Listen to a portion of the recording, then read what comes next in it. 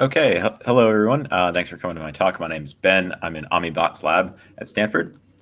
And in the bot lab, we like to measure what matters in the microbiome. And this means going beyond typical taxonomic classifications and searching in overlooked areas in our data, such as small proteins typically missed by annotations or phages that have been undiscovered until recently. We also build tools for assembling better microbial genomes with new data types, including 10x genomics linked read sequencing and nanopore long read sequencing. But we're not just interested in microbiome tools, we're also a clinically focused lab. We study the microbiome in patients undergoing hematopoietic stem cell transplantation, or HCT, which is a potentially curative therapy for heme malignancies. The HCT process often involves donor transplantation of bone marrow, and patients are hospitalized for periods of weeks to months. There are many complications in the process, including infections, which are responsible for 22% of deaths after HCT. The high burden of infections necessitates frequent antibiotic use, both as prophylaxis and for treatment, and this can wreak havoc on a patient's microbiome. As for why the microbiome matters in the clinic, I'd like to show this example of a patient we had in for a transplant, and we collected 5 stool samples from this patient over a period of 2 months. When this patient came into the hospital, they had a healthy, diverse microbiome, colonized with lots of Bacteroides species. Around the 3rd sample, this patient experienced intestinal domination with a pathogenic E. coli strain, making up to 80% of the sequencing reads in these 2 samples, shown here in light purple. This patient then experienced an E. coli bloodstream infection, and thanks to work by Fiona Tamburini in the lab, we were able to show that the bloodstream infection E. coli and the E. coli in the gut prior to the bloodstream infection had the exact same genome, likely implicating translocation across the damaged intestinal barrier as a cause for this infection. However, after antibiotic treatment, this patient recovered both from the infection and then their microbiome recovered diversity as well. We're left with a few questions after this example, such as where did this E. coli come from? It wasn't present in the microbiome when this patient came into the hospital. Could transmission from another patient be responsible for seeding this E. coli? And are patients who are roommates as they recover from treatment at particular risk for transmission? To answer this question, I looked in the electronic health records from patients who had undergone HCT at Stanford over the past 3 years. Here on the left is a blueprint of the HCT ward at Stanford, and you can see that there are 18 rooms, and 4 of them are double rooms where 2 patients are roommates, and those are underlined here. So we pulled all the electronic health record data of these patients, and we made a network from all the interactions between patients who are roommates. And here in the network, patients are nodes, and edges are drawn between patients if they were roommates for greater than 24 hours, and the width of the edge corresponds to the length of the roommate overlap. What was really surprising to us was that 73% of patients that passed through the hospital had at least one roommate, and 77% of those patients were the largest component in this graph, indicating that infections could be spreading along this within this large component. So we had been collecting stool samples from patients undergoing transplant for the past several years. We collect samples roughly weekly, and we had over 2,000 samples from 900 patients in our stool sample biobank. 300 of these samples had been previously sequenced for other projects in the lab. So I picked 96 new samples to maximize coverage of the roommate network that I showed in the last slide, and I performed linked read metagenomic sequencing, which is a bar-coded method that allows for roughly 10 times increase in assembly contiguity.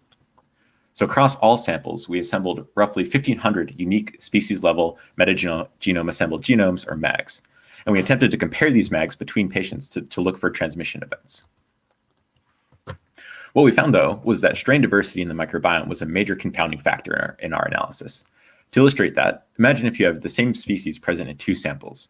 At a given genomic locus, sample 1 has 70% of the reads with an A allele and 30% of the reads with a T allele, and sample 2 has the reverse.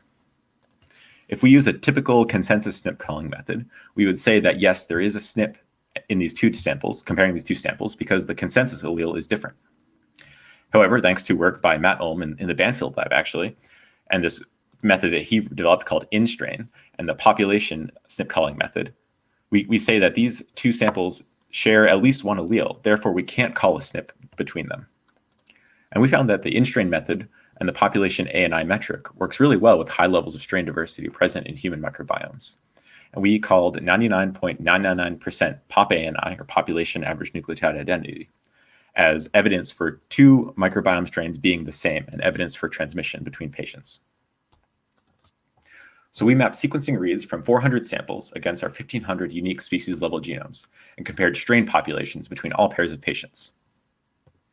We found, though, relatively few cases of transmission between patients. We think that the HCT patients are prime candidates for gut-to-gut transmission because of their long hospitalized, the long hospital time, their antibiotic use, and their frequent roommate overlaps. However, we found few cases of transmission and that roommate microbiomes did not converge in taxonomic composition at all. We did find a few likely cases of transmission of vancomycin-resistant Enterococcus faecium between patients who are roommates. We found a few cases where we found likely transmission of commensal microbes, including Hungatella hatheway and Akkermansia mucinophila.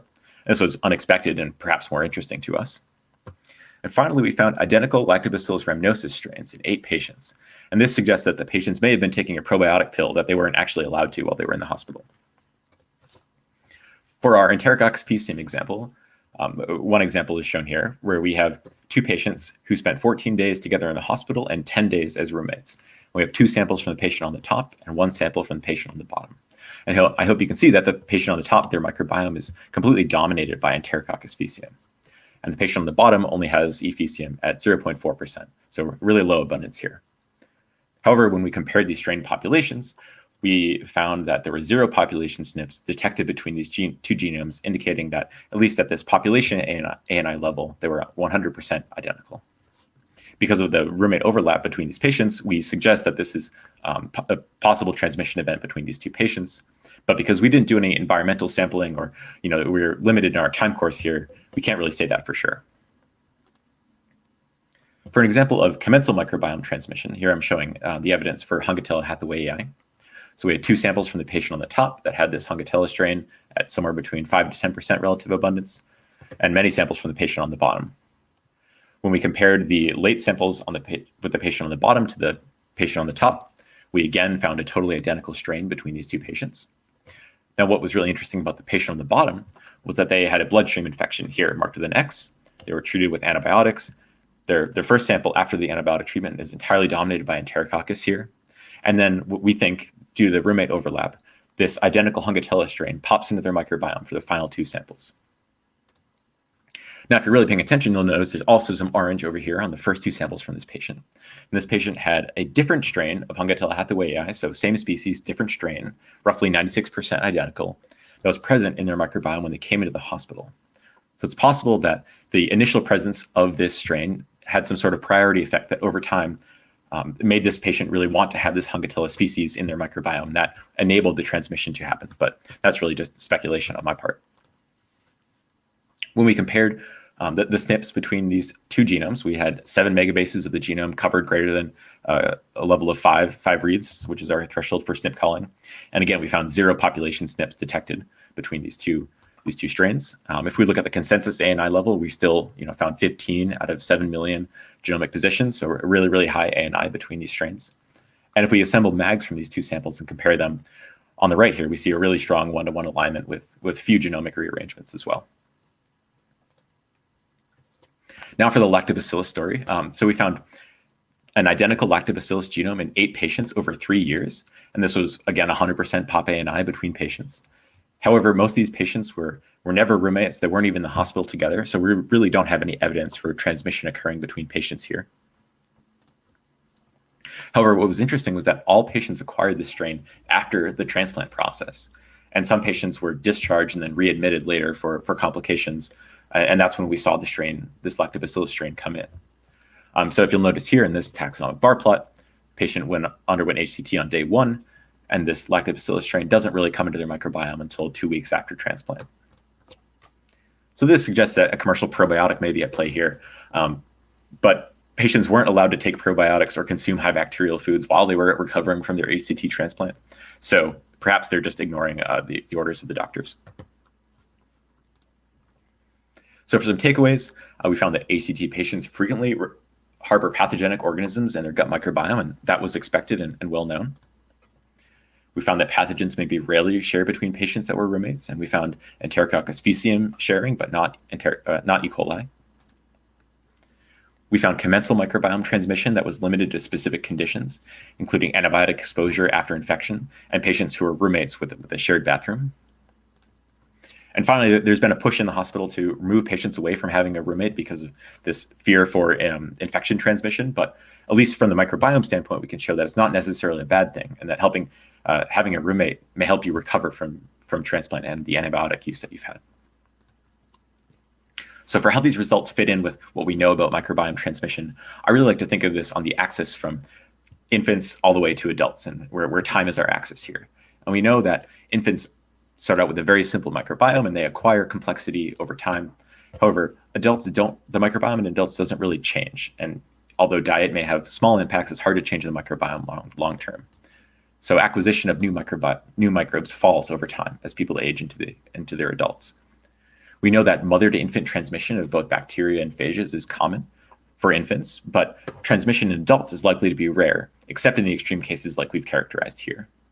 There's been other evidence for transmission between adults, and some of that comes from early 16S sequencing and the isolated communities in Fiji. But overall, we know that the healthy adult gut doesn't pick up new strains too often, either from the environment or from other individuals. So here we've presented the first genomically characterized, time course resolved example of microbiome transmission between adults. And with that, I would like to thank my lab, the Bot Lab, members of the lab that helped with this project, including Aaron Brooks, Tessa Andeman, other members of Stanford Healthcare, Andrew Rezvani, Hua Tang, Niaz Bianai, and my funding. We're revising this work right now, so there's a preprint up on bioRxiv, which you should feel free to check out.